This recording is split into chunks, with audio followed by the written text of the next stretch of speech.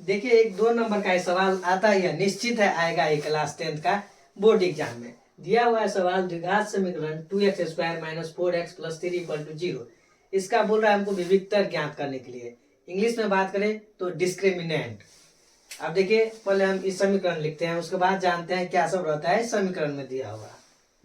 देखिए पहले इस लिख लेते हैं समीकरण को, 2x² - 4x + 3 = 0। ये मेरा समीकरण दिया हुआ है। अब इसमें देखते हैं क्या सब दिया हुआ है। देखिए इसको बोलते हैं ए, ठीक है, इसको बोलेंगे बी और इसको बोलेंगे सी। और डिस्क्रिमिनेंट यानी विवेक्तर हिंदी में जो बोलते हैं उसको बोलते हैं डी से सूचित किया जाता है। किससे? डी से। अब डी इक्वल टू ये नहीं समझिएगा कि A2 - A1 = A3 - A2, तब तो मोह मोह हो जाएगा सवाल का।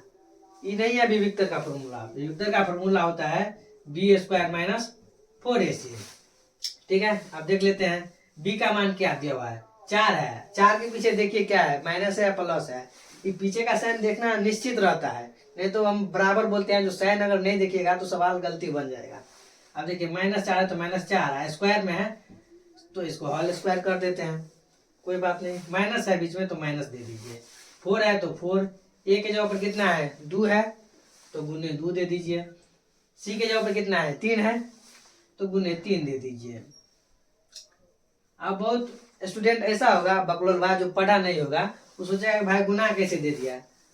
अरे बाबू ये जो है ना बीच में हमेशा गुना ही रहता है, ठीक है।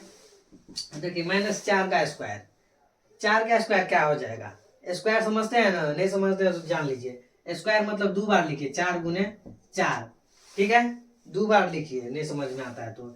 क्यों रहेगा तो 3 बार लिखिए, ऐसे करके लिखिए -4 × 2 × 3। अब गुना कर लेते हैं एकदम आसान तरीका से। 4 को 4 से गुना करेंगे तो 16 होगा। यहाँ माइनस है और यहाँ भी माइनस है तो प्लस हो जाएगा और 16 ये हो गया, माइनस है तो माइनस, ठीक है।